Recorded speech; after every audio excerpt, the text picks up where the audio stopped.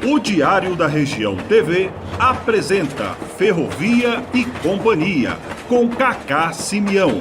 Aqui, a ferrovia e o ferroviário são destaques. A partir de agora, no Diário da Região TV. Estamos iniciando mais um programa Ferrovia e Companhia do Diário da Região TV. Temos o prazer de estar recebendo o Miguel Ângelo aqui, 41 anos de ferrovia.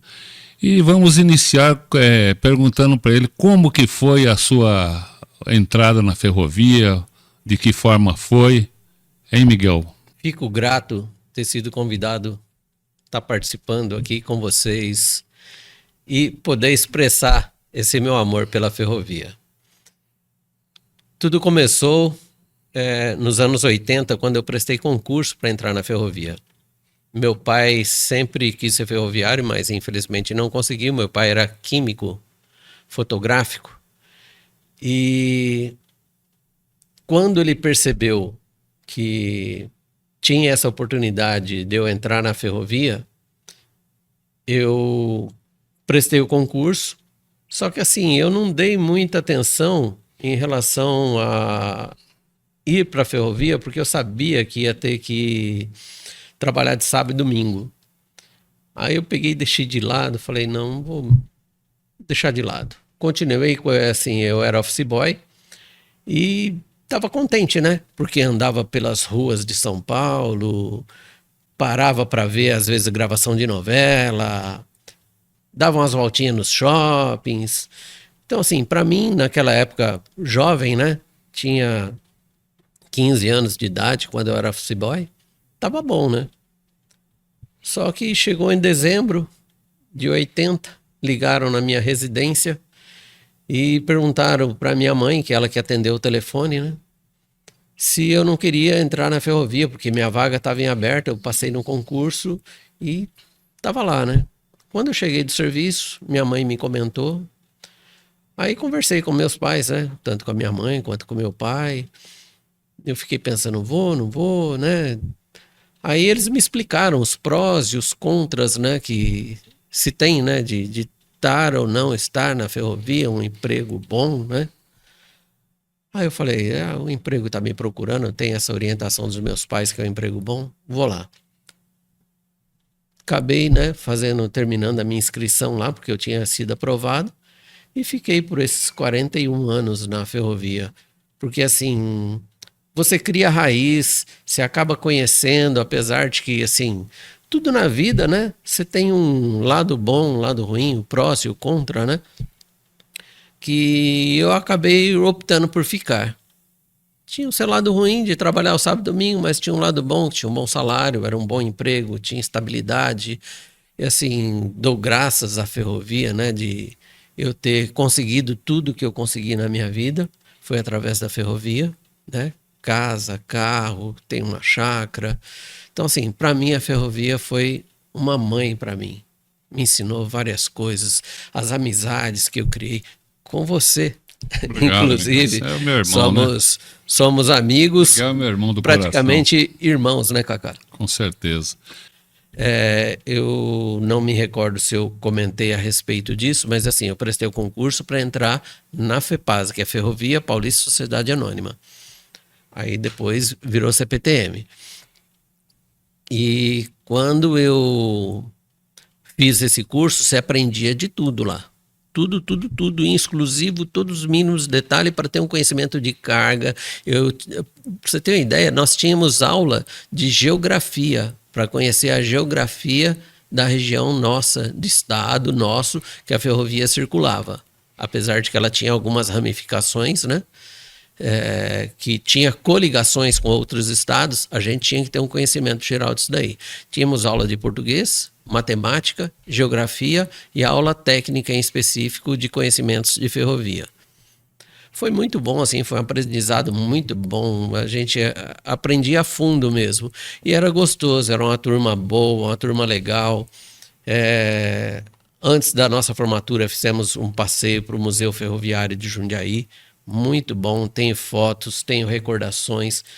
Foi assim, esse início de ferrovia foi muito gratificante, né? De eu ter feito esse curso, ter ido para essa área, né, que era exclusivo para a área de carga.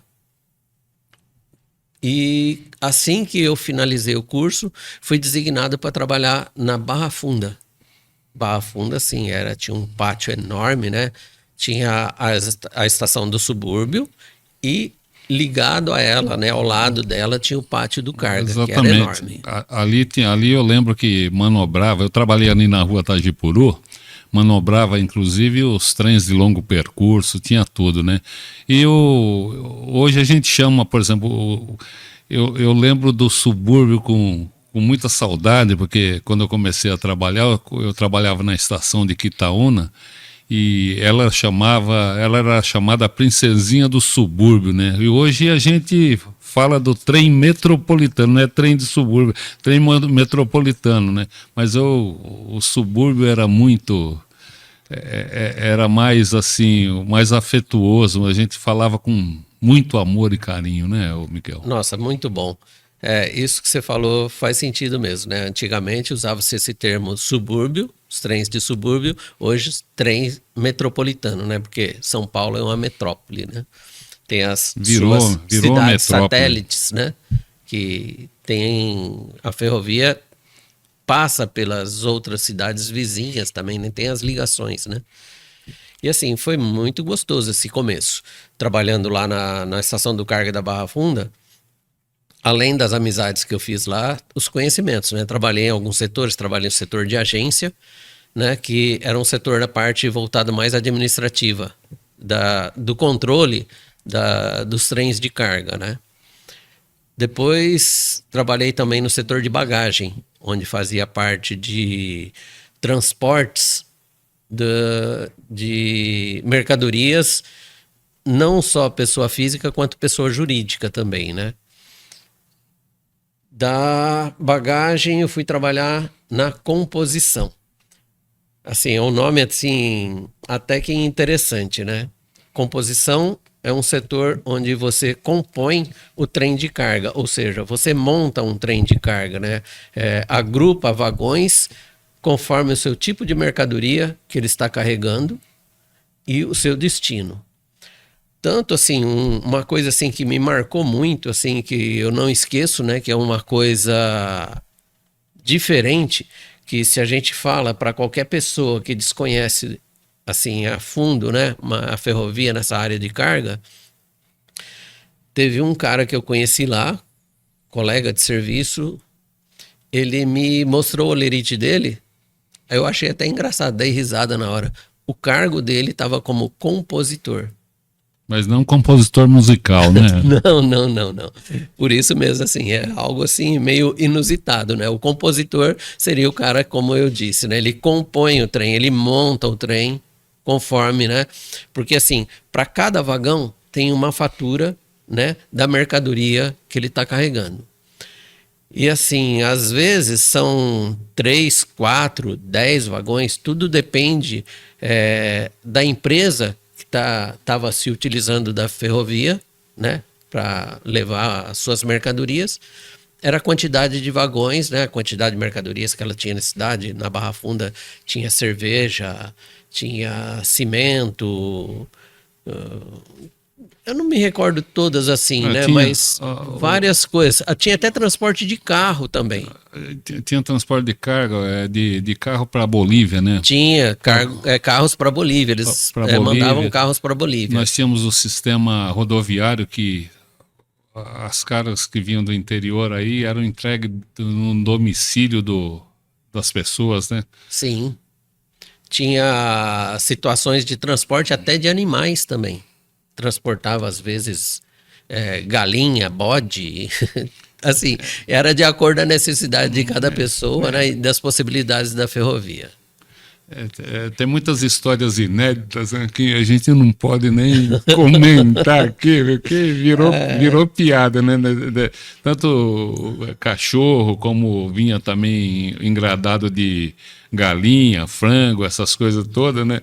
E realmente tem umas histórias inéditas, né? Tem umas histórias inéditas. Não sei se é muito conveniente contar no ar, mas eu ainda quero combinar com você, Cacá, da gente escrever um livro disso aí, Memórias do Ferroviário. Nós temos muita história, né, Miguel? Porque, assim, principalmente você, eu sei que você é um cara que, assim, Kaká aqui, pessoal, ele tem uma bagagem imensa também de informações da ferrovia. Eu acho que qualquer dia eu vou conversar com o pessoal aqui, vou inverter a situação, vou entrevistar ele, viu? Porque é um cara também que tem vasto conhecimento aí da ferrovia. Agora, voltando à minha história da ferrovia, eu sei que vai ter um momento oportuno para você, né, Kaká? Eu, depois de ter trabalhado nessa área aí do carga, né? Ainda na parte de carga que eu trabalhava na Barra Funda, eu fui para Estação Universidade. Na Estação Universidade, ela tinha esse nome porque era mais ou menos próximo à região da USP, né? Era ao lado do CEAGESP. Então lá tinha vários tipos de mercadoria também, tinha cimento, eu lembro que tinha um nome assim, interessante, clinker, se não me engano, clinker parece que eram umas bolinhas, eu não lembro qual era o material, mas parece que era usado para fazer o cimento, o clinker. Né? Usado para fazer o cimento, né?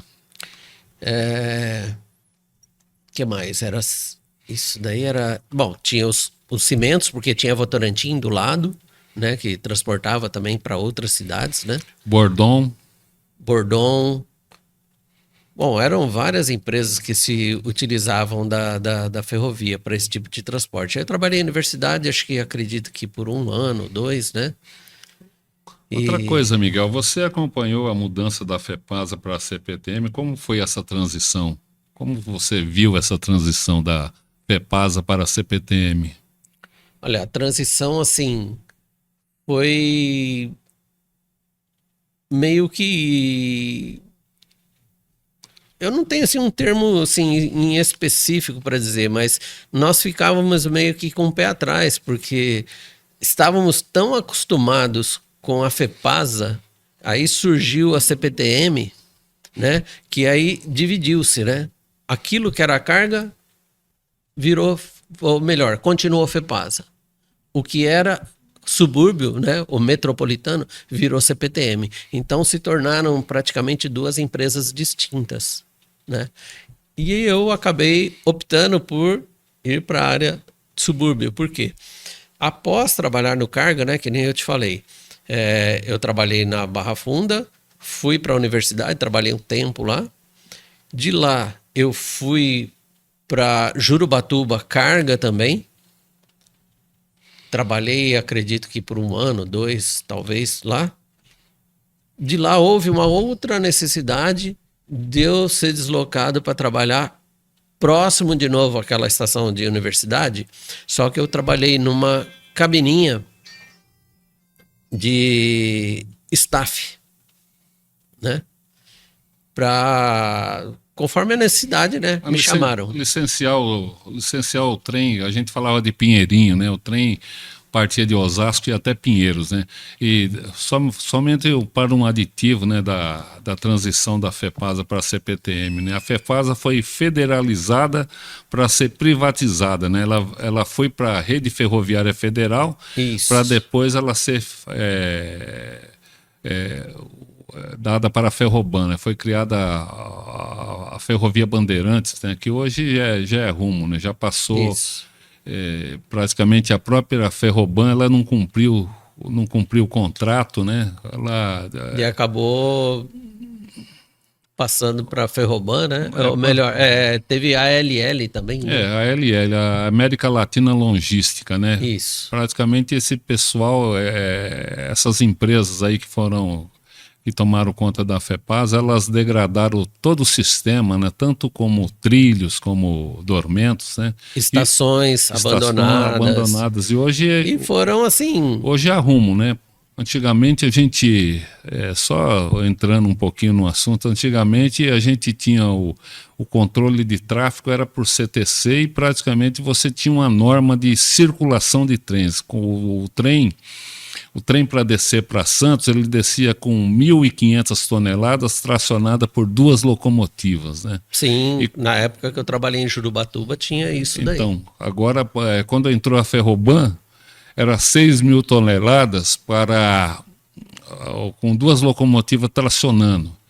E como nessa época eu estava no sindicato, nós tivemos de acompanhar uma ocorrência que o trem desembestou lá na Serra de Santos e caiu vários vagões de 50 metros de altura, né? E nós fomos encontrar o maquinista e o ajudante depois de 28 dias dentro dos trigos, né? Estavam levando soja, dentro da soja, estavam levando uma carga de soja, né? E, inclusive o próprio Ministério Público ele questionou o sindicato para que fizesse com a Ferroban, tirasse os vagões e todo o maquinário que caiu dentro para não degradar o meio ambiente naquela época, né? E nós andamos do Embu até o primeiro túnel lá, e os vagões foi uma retroescavadeira para ir puxando, né, de tanto estrago que fez, infelizmente, porque eles andavam por GPS, né, não tinha mais o controle de circulação de trem, não tinha o staff e não tinha o CTC, o CCOM, né? Centro de Controle de Operação, né? E é isso que acontecia, né? Privatizaram e foi degradando, né? 1.500 toneladas para 6.000 toneladas, com 2 locomotivas faz a diferença, descendo né? na Serra de Santos, vai 6.000 toneladas empurrando 1 tonelada de peso. Aí é problema sério. Então, aí depois eu trabalhei lá, estava comentando, fui para o Ceasa trabalhar com staff, porque no trecho entre Osasco até a estação de... tinha a parte que circulava trens de subúrbio junto com trens de carga também, né? Que era hoje chamada linha 9, né? Então não tinha sinalização. Os maquinistas, então, recebiam esse bastãozinho de metal chamado de staff para que ele pudesse circular de uma estação para outra, de um trecho para outro. Então, assim, cada trecho tinha sua máquina. Vamos supor, entre uma estação e outra, né, era um trecho. Então, assim, tentando dar um exemplo, eu, na minha estação, tenho uma máquina, na sua tem outra máquina. Se, para mim, autorizar o maquinista a circular da minha para a sua, eu tinha que falar para você destravar a minha máquina através do equipamento, né, que era uma máquina grande, mais ou menos dessa altura, vermelha, e lá tinha vários bastõezinhos de metal que se destravavam através da sua estação, me mandando corrente para minha máquina. Você apertava um botão, girava uma manivela, corrente contínua, né? Gerava uma corrente que mandava para minha máquina através de uns postezinhos ao longo da ferrovia, próxima à linha, né? E aí destravava a minha máquina, eu tirava o bastão e pedia o chamado POD para o nosso CCO, né? Que é o Centro de Controle Operacional. Antigamente era chamado de movimento, né?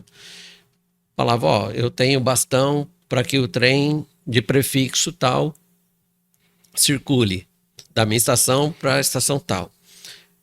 Pode. Aí o nosso centro de controle planilhava essa situação, ele tinha um gráfico para fazer o controle, autorizava, dava o pod dele, era tudo gravado, e aí eu ia e entregava para o maquinista poder circular da minha estação até a sua, e vice-versa quando voltava. Certo. E outro, por exemplo, você trabalhou em outro sistema de circulação na locação, né?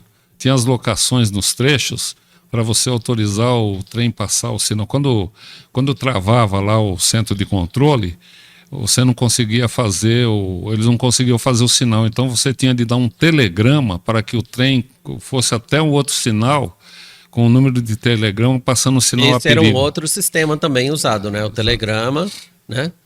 Porque se você, alguns trechos, né?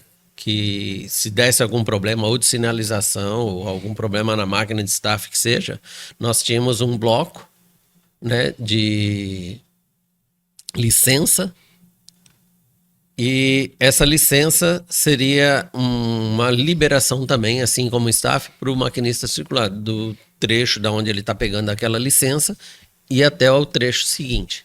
Tudo através de autorização do nosso centro de controle. E para cada trem tinha que ser elaborada uma licença, sempre com os pods, né, do nosso centro de controle. Exatamente. E você também deu curso de informática, né? Você foi um dos instrutores de informática dentro da ferrovia, né? Sim, isso daí surgiram, eu acredito que foi em meados dos anos 90, se não me engano. Eu e mais alguns colegas, né, tínhamos conhecimento em informática e houve um programa da ferrovia, né, para que quem se manifestasse em dar aula para ajudar os colegas, que a parte de informática estava começando a aflorar no Brasil, né? E dentro da própria ferrovia, E né? começou a crescer dentro da ferrovia, né? Começou-se a informatização da ferrovia. E muitos dos colegas nossos, né, não tinham conhecimento, né, em específico. E eu, como já tinha feito, estava fazendo, né, até faculdade de informática, tinha um conhecimento bom. Comecei novo no assunto. Tem um irmão que trabalhava na época com eletrônica numa empresa que produzia computadores. Então, assim, além da eletrônica que ele tinha conhecimento, ele tinha um pouco de conhecimento de informática. Quando eu saía com ele para algumas exposições que tinha aqui em São Paulo, ele chegava, mexia em alguns computadores, dava alguns comandos naquela época, né, que era, usava-se o DOS, né? E eu achava assim algo magnífico, né, aquela coisa. E aí eu fui aprender, eu tinha sede de conhecer isso daí. E aprendi a informática e fui dar aula como voluntário, eu e mais 2 colegas, né? Foi no Senai? Foi assim, o Senai tinha convênio com a ferrovia na região da Lapa, na Avenida Raimundo Pereira de Magalhães, tinha uma sede lá. Era uma parte da sede já CPTM, né? E aí eu com mais outros colegas fomos dar aula como voluntários lá. Foi muito bom, foi uma experiência muito boa, poder passar o conhecimento para as pessoas que tinham necessidade. É muito gostoso esse tipo de coisa. Exatamente. Teve um fato inédito também com você, quando você trabalhava na linha 9, não sei se era no Ceasa, você foi sequestrado por uns bandidos lá, né? Nossa, fala pra esse gente daí, o que aconteceu com você lá. esse daí foi um fato assim muito difícil, muito angustiante para mim na época, né? Não só para mim, quanto para minha família, né? Graças a Deus estou aqui, né? Não houve nada demais. Mas eu lembro que eu estava em serviço numa véspera de carnaval e chegaram 2 assaltantes, só que estavam trajados normais, 2 rapazinhos novos, né? Bateram na porta, eu assim, achei que fosse alguém da limpeza querendo entrar, né? Abri a porta, a hora que eu abri, fui abordado, o cara me mostrou a arma e vamos entrando. Perguntou quem era o responsável, né? Eu disse que era eu, só estava eu e o bilheteiro. E ficamos ali, né, naquela situação difícil, né? Aí ele mandou o bilheteiro deitar e ficar quieto. Ele queria o cofre. Ele abre o cofre. Eu falei, peraí que eu já vou abrir, né? Quando eu fui abrir, o segredo tinha saído do lugar. A sorte é que eu era daquela estação já há um bom tempo, sabia onde é que estava o segredo, que a gente sempre guardava num lugar em específico, né? Para qualquer necessidade, ter a necessidade de reprogramar o cofre para conseguir abrir. E eu naquela pressão, o cara me cutucando com a arma nas costas, vai logo. Eu, calma, senão eu erro aqui, não consigo nem abrir esse cofre. Aí o cara deu uma quietada. Aí, graças a Deus, né? Eu consegui abrir o cofre, ele levou as coisas do cofre. Só que, assim, eu tinha o costume de sempre tirar a chave do carro, que eu ia trabalhar de carro, e pôr dentro da gaveta, da mesa. E esse dia eu não tirei, por incrível que pareça. Estava no meu bolso. Aí ele veio me dar uma geral, achou a chave. E essa chave desse carro aqui? Eu falei, é do meu carro. Aí ele olhou lá para baixo, é aquele lá? Eu falei, é. Então você vai com a gente. Nossa, quando ele me falou isso aí. Assim, você gela, você não sabe nem o que você pensa na hora, né? O medo de morrer, né? E aí eu falei, pelo amor de Deus, leva meu carro, leva tudo que você quiser, me tranca aqui no banheiro, né? Vai embora aí, vai na paz. Não, você vai com a gente. Eu acredito que o cara queria me fazer de escudo, né? Para caso fosse abordado, né? Por alguma polícia. Aí eu, infelizmente, tive que acompanhar, né? Saí com os dois, né? Fui atravessando a passarela. E quando eu estava descendo as escadarias, eu acionei o controle remoto do carro, que ficava no meu bolso da calça jeans, né? Ele não tinha percebido. Eu já destravei o carro para não ter problema, por quê? No intuito de que se ele me soltasse, eu acionava de novo o controle para fazer parar o carro, né? Aí fui chegando perto do carro, tinha uma imagem de Nossa Senhora colada no vidro do meu carro. Eu pus a mão, fiz assim. Aí ele falou, vai proteger você, mas vai proteger a gente também. Meio que ousados, né? Eu falei, pelo amor de Deus, não faz nada comigo, não. Aí ele falou, se você ficar quieto, não vai acontecer nada. Eu falei, então já tô quieto.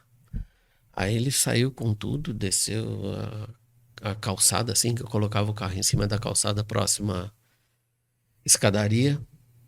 E quando foi chegando próximo ao CEAGESP, no portão de trás lá, ele diminuiu a velocidade do carro. Eles tinham me colocado atrás, porque meu carro era 2 portas, só era um Monza. E ele abriu a porta, puxou o banco, desce. Eu saí o carro meio em movimento ainda, saí catando cavaco, como dizem, né? Saí, né? Meio que engateando, correndo. E eles foram embora com o meu carro. E eu me recordo também que, assim, nesse meio de tempo, quando ele saiu da estação, eu falei, pô, bateram no meu carro esses dias, já gastei um dinheiro, agora eu vou ficar sem o carro. Ele, o carro não é nosso interesse, você vai encontrar seu carro perto de alguma estação. Eu ainda pensei, pô, menos mal, né? E não deu outra. Isso foi, eu acho que numa segunda-feira de carnaval, na quarta-feira, a polícia ligou que tinha encontrado meu carro perto da estação Barra Funda. Aí ajeitei lá na estação, lá conversei, fui e busquei meu carro. E essa daí foi, assim, a pior experiência da minha vida com assalto em estação. E outra coisa, você era o único auxiliar de estação que andava de skate na plataforma, porque conta essa história para nós. Essa daí foi uma história assim, não foi bem um skate, foi patins, né? Eu gosto muito de patinar, tinha comprado patins para mim e como eu era molecão, né? Não tinha muita responsabilidade na cabeça, né? Eu levava o patins de final de semana, que eu trabalhava na estação hoje chamada Santo Amaro, antigamente chamava Largo 13. A plataforma grande, né? Enorme. Trem de... eram 16 carros, né? Então, assim, era enorme a plataforma. E aquela plataforma lisinha de granilite, aí eu só fazia isso de domingo, que era mais sossegada, não tinha chefia nem nada. Naquela época não tinha câmera, né? Botava o patins no pé, óculos Ray-Ban, Walkman, que hoje não se fala mais em Walkman, né? E eu ia entregar o staff para o maquinista patinando. Saía da minha cabininha, pegava a plataforma, ia para lá, para cá, o trem estava chegando, eu chegava lá, entregava para o maquinista patinando. Aí eu me recordo que um determinado dia, eu lá patinando, fazendo umas graças, depois que o trem partiu, né? Um PM me questionou, me perguntando se eu era de uma academia de patinação e tal, por eu estar fazendo umas graças lá. Ele achou que a academia tinha me pago para fazer umas graças para os usuários, né? Porque eu patinava de costa, patinava de lado e tal, fazia umas peripécias lá, né? Eu disse que não, era só por gosto mesmo, por gostar mesmo de patinar. Depois disso, assim, uma hora ou outra acaba caindo no ouvido da chefia. A chefia ficou sabendo. A sorte é que, né, não tomei gancho, né? E eu prestei, nessa época, eu era auxiliar de estação, porque eu era do carga, né, que nem eu te falei, mas tinha conhecimento de subúrbio. Então, assim, eu estava emprestado para a área de subúrbio. E eu prestei concurso para trabalhar no subúrbio, eu ainda era só emprestado. Aí eu prestei concurso. Quando eu prestei o concurso, que eu passei, quando eu estava já finalizando para poder já assumir estações de subúrbio, um ex-chefe meu, né, chegou, me chamou de lado e falou: meu, patins agora esquece. Eu sabia que você fazia, mas eu não te dei flagrante. Agora esquece isso. A responsabilidade sua é outra. Beleza. Aí aprendi, né? Só mais uma pergunta. Seus filhos se manifestaram interesse de entrar na ferrovia? Ninguém tem tendência de ser ferroviário? Olha, não tem tendência. Assim, eu me orgulho de ser um pai exemplar.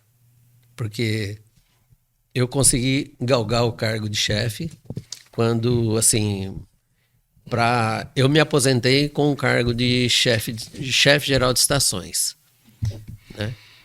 E meus filhos sempre observavam as minhas atitudes, né? Como eu era na ferrovia, né? As minhas procedências, o que eu comentava, como que era lá, o que eu fazia, né? Então ele sempre falava: pai, eu quero ser que nem o senhor. Eu falava: não, vocês não têm que ser que nem eu, vocês têm que ser mais do que eu, né? Porque eu cheguei ao cargo de chefe, né? Mas vocês têm que galgar para ser um engenheiro, um diretor, um presidente. Procurem ser mais do que eu. Eu, assim, não me preocupei com essa situação, né? Tô contente de ter me aposentado com o cargo que eu me aposentei. Foi batalhando que eu consegui isso aí. Então, Miguel, a minha filha, ela estagiou na CPTM, né? Estagiou na Estação da Luz, né? Ficou lá na Estação da Luz com prata, fazendo estágio de monitoramento de estação, fazendo auditoria em estação, né? Hoje ela tem uma própria empresa. Meu filho, o Ricardo, eu achei que ele ia ser maquinista. Todo sábado eu tinha de ir até Carapicuíba para a gente ficar tracionando os trens até o AGF, que eram os armazéns gerais ali na saída da Castelo. A gente levava os vagões lotados e trazia os vazios lá para o pátio de Carapicuíba, né? E o Rodrigo nunca se interessou por isso, né? Então a gente...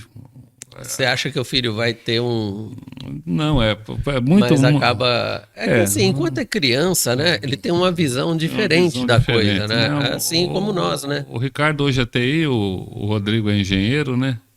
E a minha filha, ela tem a própria empresa dela lá em Osasco, tá aqui em Osasco.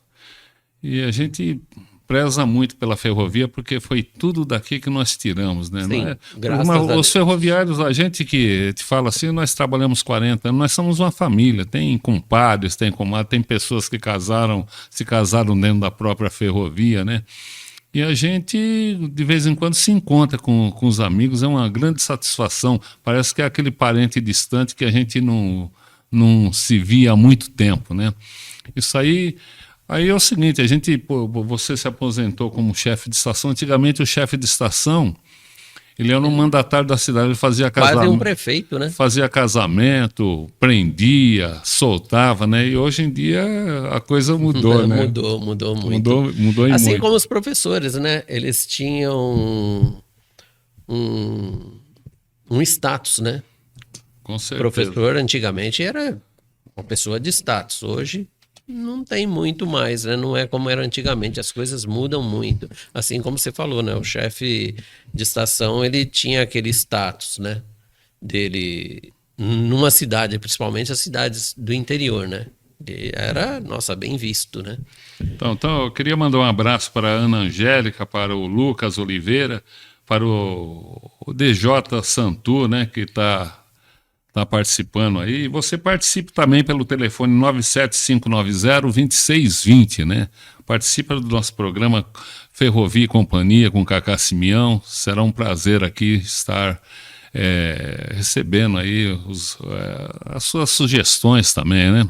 Então, Miguel, continua aí a sua vida ferroviária. Sua prolongada vida ferroviária.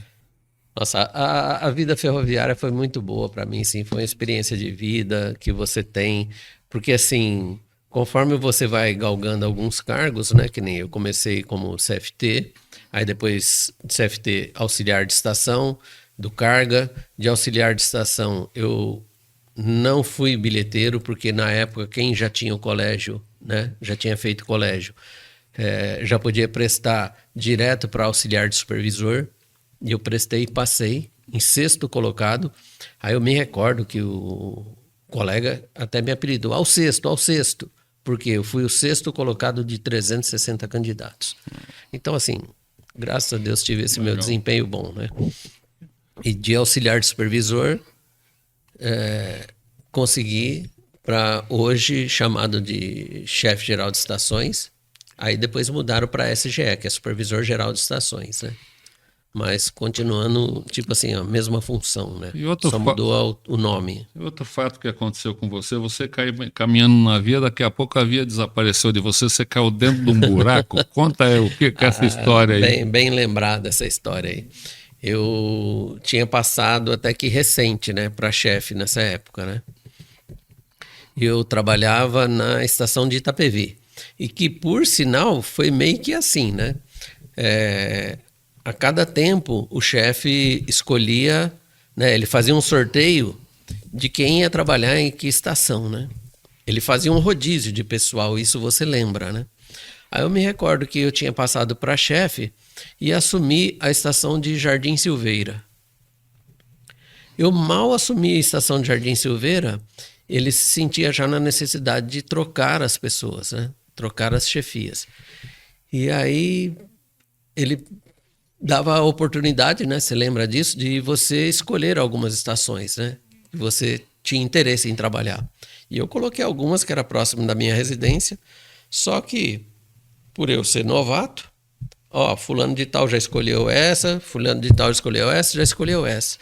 Aí não sobrava mais estação do jeito que eu queria. Aí ele falou, tem Itapevi, que era uma estação grande, estação terminal, e para mim foi assim, nossa, meio que um choque pelo fato de assim, nossa, eu inexperiente, mal comecei com o chefe, já vou pegar uma estação grande.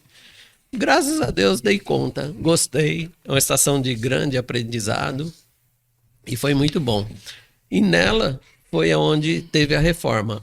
Eu, assim, saí da ferrovia quase formado em mestre de obra, porque eu acompanhei obra de 3 estações.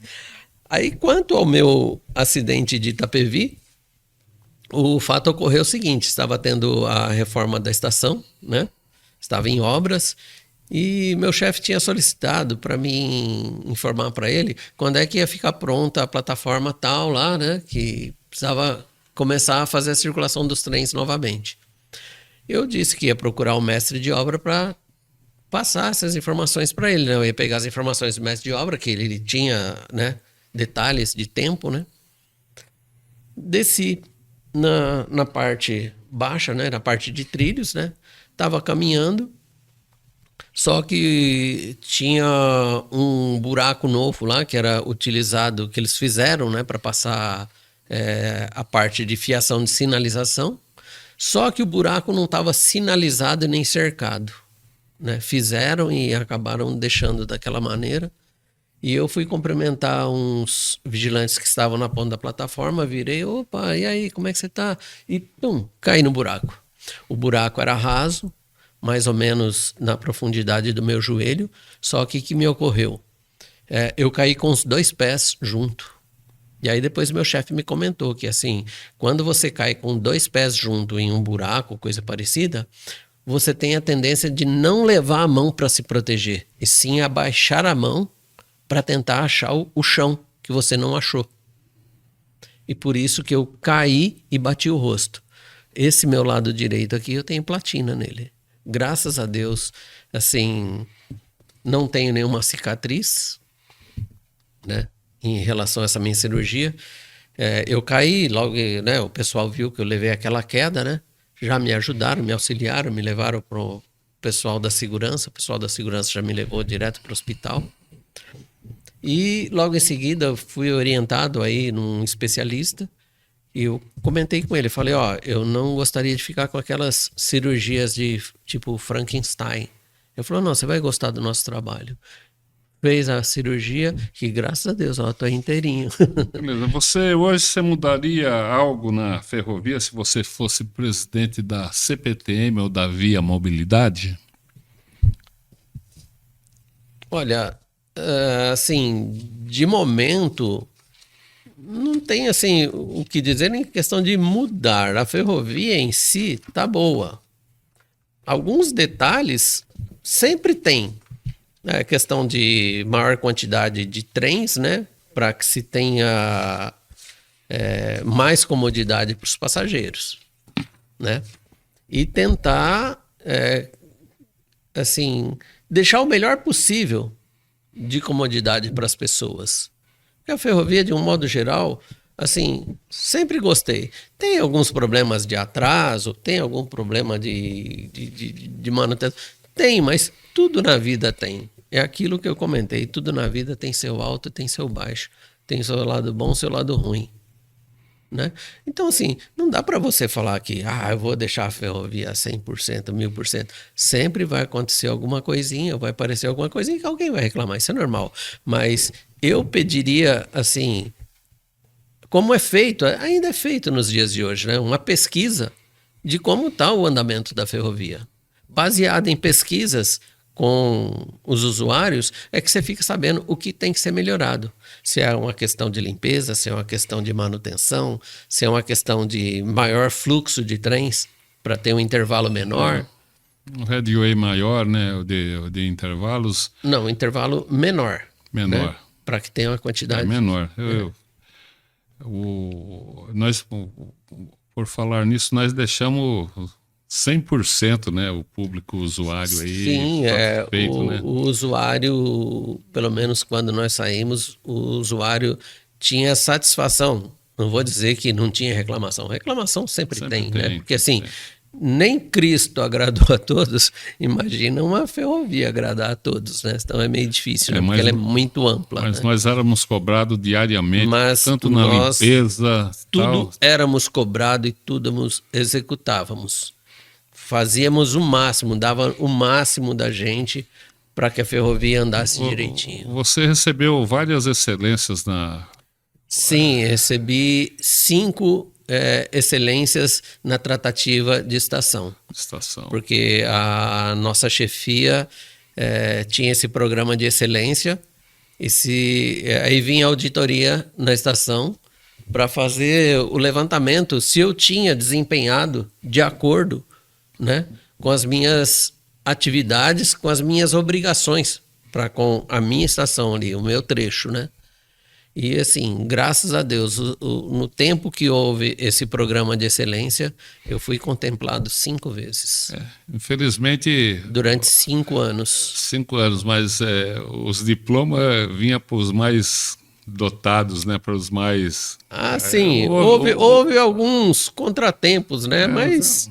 A gente releva. O importante é assim, meu desempenho. Eu sei que eu desempenhei bem, né? Graças a Deus.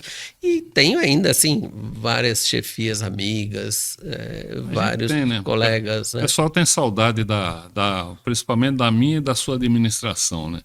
Eu era mais ou menos, você era mais rígido, mas o pessoal gostava de você. Sim, o pessoal falava que assim, o Miguel é chato, né? Eu era taxado como chato, mas quando as pessoas começavam a trabalhar comigo, aí via que não era chatice, e sim que eu gostava da coisa certinha, que fluísse certinho, nada de desvios. Você educava e a pessoa sabia que praticamente ali seria uma aula para ela. Isso, é uma lição de vida, de trabalho. Sim, eu procurava... orientar as pessoas da melhor maneira possível. Todo mundo trabalhava contente, feliz, né? E o serviço saía. Graças a Deus, sempre o serviço saiu muito bem, principalmente assim no carga. Nossa, nós fazíamos assim uns acertos de escala, uns rolos de escala entre nós. Ficava 15 dias em casa. Tinha uns que ficavam uns 15 dias. Eu cheguei a ficar, eu acho que uns 5 dias em casa, porque a gente fazia uns acertos de escala, um trabalhava para o outro, mas a ferrovia andava assim, ó, linha reta, vamos dizer assim. Não dava nada errado. Foi muito bom ter vivido essa vida de ferroviário. Não, Miguel, Foi uma experiência gratificante. Felizmente nosso tempo está Se acabando, esgotando. né? Se esgotando. Queria deixar você para as suas considerações finais, né? Estamos aqui terminando mais um programa Ferrovia e Companhia com Cacá Simeão, do Diário da Região TV. Direção-geral Márcio Sanazar, produção Alan Júnior. Então, para minha consideração final, fica aí o saudosismo da era do carga. Se pudesse voltar ou não digo nem a era do carga, porque é um pouco difícil, né? Mas se tiver trens de passageiro de longo percurso, se voltar isso, pelo menos próximo aqui dessa região metropolitana, é muito bom. Tipo, daqui para Sorocaba, daqui para Santos, se tiver trens assim. Tarcísio prometeu. Tá bom, Miguel, Vai um ser abraço, muito obrigado aí pela sua presença, né? Foi muito gratificante aí você estar contando a sua história. E o ferroviário que tiver alguma história, ligue para 97590-2620, venha conversar conosco aqui, bater um papo legal. Um abraço aí, obrigado. Muito obrigado, também fico muito grato. Direção-geral Márcio Sanazar, né? Produção Alan Júnior, do Diário da Região TV, programa Ferrovia e Companhia com Cacá Simeão.